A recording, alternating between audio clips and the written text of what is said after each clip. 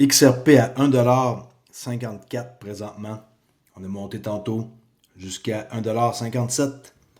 On a eu un beau price action pour la journée de jeudi.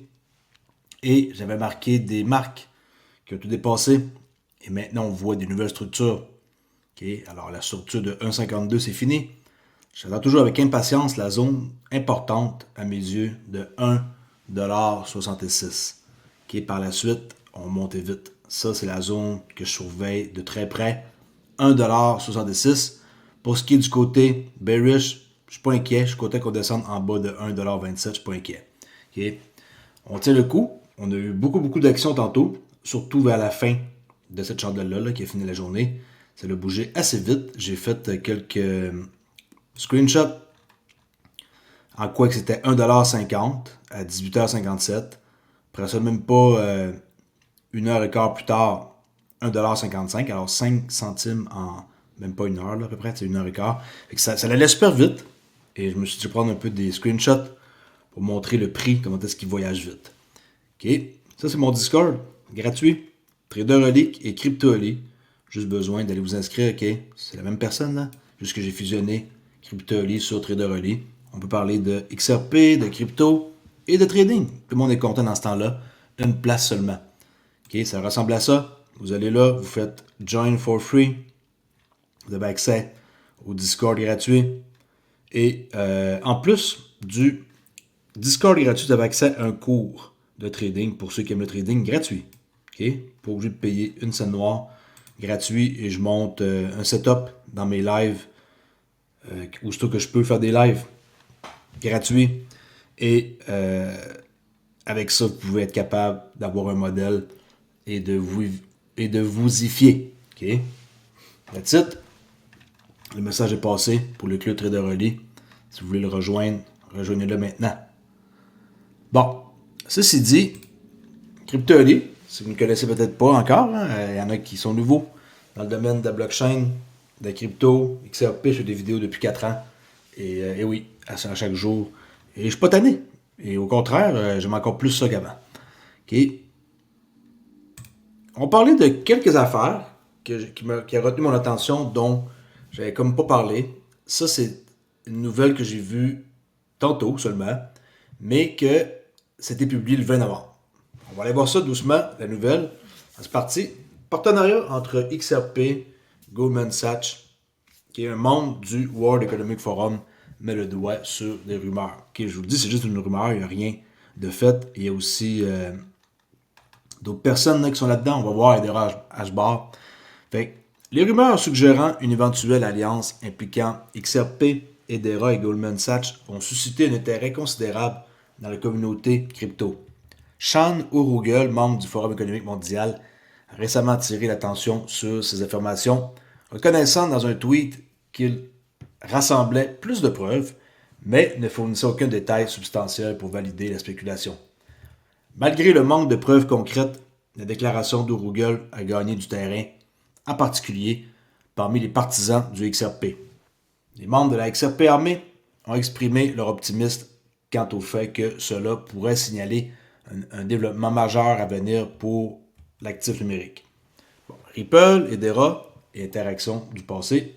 Les spéculations sur la collaboration potentielle entre Ripple et Edera ne sont pas sans précédent.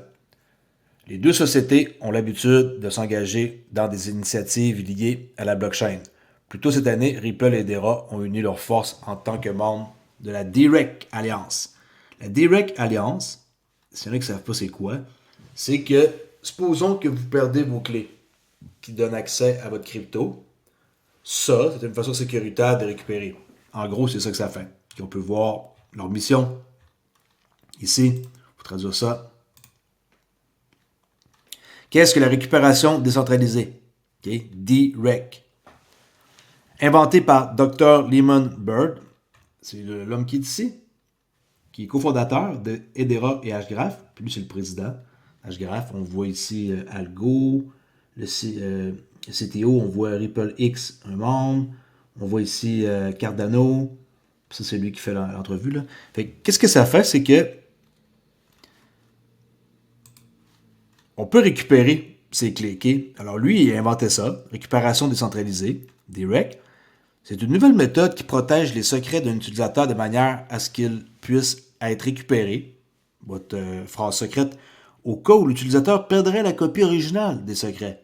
Méchante bonne idée, si vous savez le nombre de personnes qui perdent leurs clés.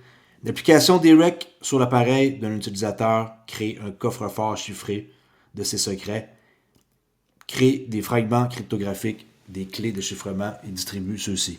OK? Pour en savoir plus, allez voir.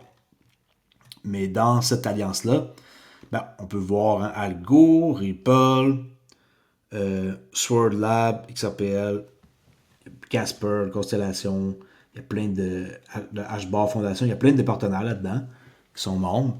Et c'est une bonne initiative, ça c'est clair. Alors, c'est une affaire qu'il faut suivre. Direct, récupération décentralisée. C'est un truc qui ferait vraiment du bien pour la blockchain. Mais il y a des utilisateurs qui perdent leurs clés. Et qui... des fois, ça peut arriver. Écoutez, faites attention. Tout peut arriver. Il faut être très, très prudent. Ce groupe vise à améliorer la récupération et la sécurité des actifs numériques en créant un protocole qui permet aux utilisateurs de récupérer des informations sensibles en toute sécurité par le biais d'un réseau d'entités de confiance. De plus, en septembre, les deux sociétés sont devenues membres fondateurs de la MiCA Crypto Alliance. Cette initiative vise à s'assurer que les projets de blockchain sont conformes à la réglementation MiCA, Market in Crypto Asset, de l'Union européenne, qui rentre en vigueur le 30 décembre. Les domaines d'intérêt comprenant la transparence, la protection des consommateurs et la réduction de l'impact climatique des activités blockchain. Bien que ces efforts de collaboration mettent en évidence des objectifs communs entre Ripple et Dera, toute information liant ces activités avec un partenariat de Goldman Sachs reste non vérifiée.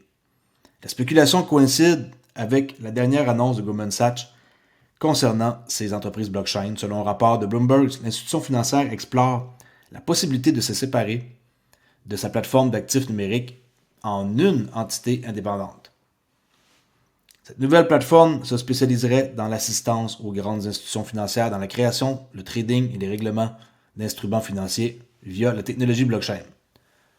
Créée en 2022, la plateforme d'actifs numériques de Goldman Sachs a facilité plusieurs transactions notables telles que l'émission d'obligations basées sur la blockchain pour la Banque européenne d'investissement. La scission vise à renforcer l'indépendance opérationnelle de la plateforme tout en maintenant l'implication de Goldman Sachs dans les actifs numériques. La société prévoit de conserver son équipe d'actifs numériques et d'étendre ses initiatives dans le secteur. Cependant, aucun lien entre ce développement et Ripple ou XRP n'a été confirmé.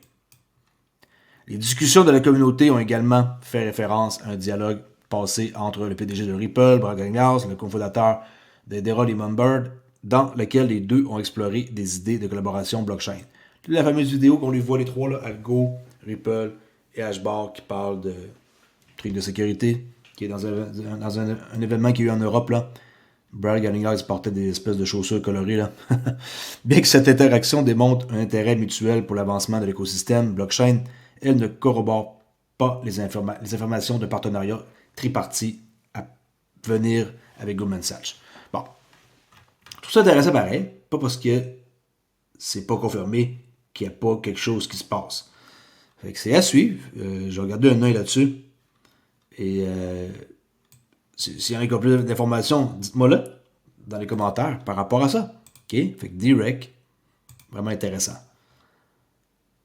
Ripple visite SEC versus Ripple visite ou versus la SEC. Je le dis comme du monde. Il y a un article ici sur tronweekly.com que Giancarlo prédit une victoire au XRP avant la date limite du 15 janvier. La SEC doit soumettre les arguments finaux de Ripple d'ici le 15 janvier 2025. La démission de Gary Gensler suscite des spéculations sur l'issue de l'affaire Ripple et l'appel incident de Ripple vise à consolider le statut de non-sécurité d'XRP. Bon, OK. Alors, Giancarlo, si vous ne le connaissez pas, c'est quelqu'un qui pourrait être à la tête de la SEC, prédit que l'administration Trump abandonnera probablement l'affaire de la SEC contre Ripple. Ce qui est une méchante bonne nouvelle, là. Ça, on ne se le cachera pas. Avec la nouvelle administration et les décisions de justice antérieures en faveur de XRP, la position juridique de Ripple semble plus forte que jamais. Cela pourrait marquer un changement majeur dans la réglementation des cryptos. Est-ce qu'on va devoir attendre longtemps dès son entrée en fonction le 20 janvier midi? On s'entend qu'il ne fera pas ça la journée qui va rentrer, là. Mais en tout cas, c'est sûr et certain que il va faire de quoi, par exemple, assez rapidement. Trump est susceptible de mettre fin à l'affaire Ripple SEC, selon l'expert en réglementation des crypto-monnaies Giancarlo. Giancarlo a déclaré dans une entrevue avec Fox, qui a déclaré ça dans une entrevue avec Fox Business. Il y a des choses qui ont déjà été décidées et si elles ne sont pas modifiées dans la décision, elles peuvent changer radicalement la façon dont la surveillance des cryptos fonctionne sous la nouvelle direction de la SEC. OK, ça c'est l'entrevue qu'il a faite. Part of that issuance was deemed a security, part of it wasn't. SEC's appealing. Yes. There's a Trump SEC coming in. Désolé, on entend mal, c'est pas traduit non plus en anglais. Là.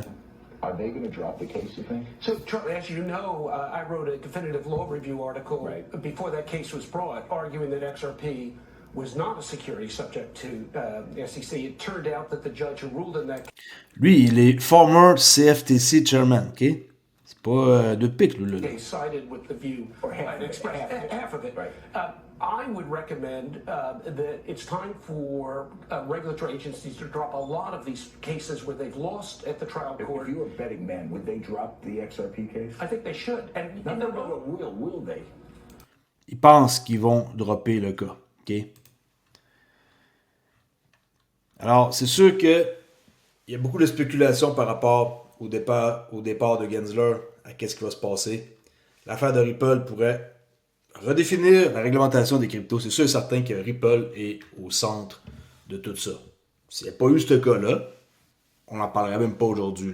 Alors, c'est clair que Ripple, avec qu'est-ce qui va arriver, ça va donner une direction vers les marchés de la crypto qui, ma parole, vont être juste mieux pour tout le monde.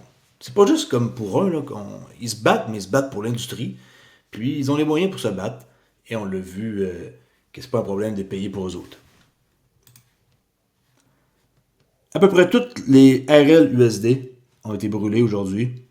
On s'entend sur le réseau testnet, là, sur Ethereum et aussi sur le XRPL.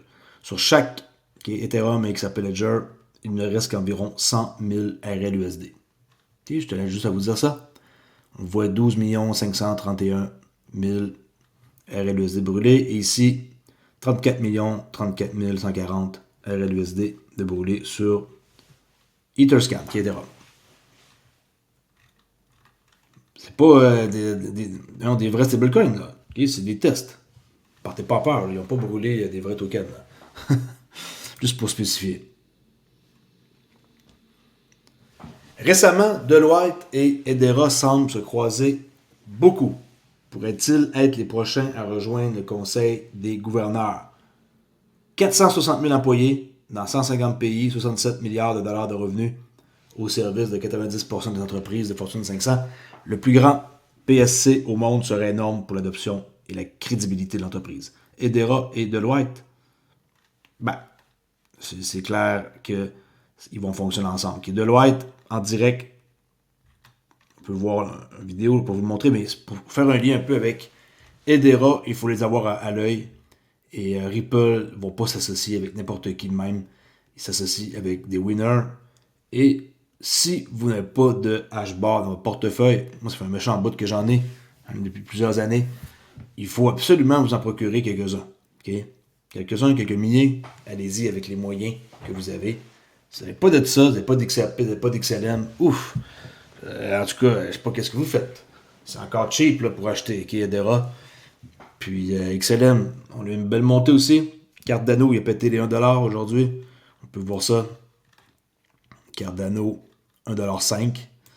Ça aussi, je ne sais pas qu'est-ce que vous faites si vous n'avez pas de Cardano, vous n'avez pas d'XRP, pas d'XLM, pas d'Hbar. Le reste, c'est juste que c'est les premiers qui me viennent en tête, là, qui qui sont vraiment intéressants. Même affaire pour du FET, là, qui est le nouveau ASI, 1,60$. Ça aussi, j'ai renforcé bien avant que ça monte. Il y a beaucoup de bonnes affaires là-dedans. Là. Même V-Chain, j'en ai encore. J'ai jamais vendu aucun de mes V-Chain. Je sais que j'en parle jamais. Et j'ai aucune idée où ce que leur projet s'en va, pour être franc. Mais j'en ai. Et je les garde. OK? Je les garde. Ça coûte rien. J'en ai une méchante bonne quantité. Et il y a beaucoup de bons tokens à posséder. Le but, c'est d'en avoir le plus qu'on peut, sans s'endetter. Et par la suite, espérer qu'un de qu'est-ce qu'on possède pompe et qui coûte super cher. OK? Un que je suis sûr, par exemple, c'est XRP.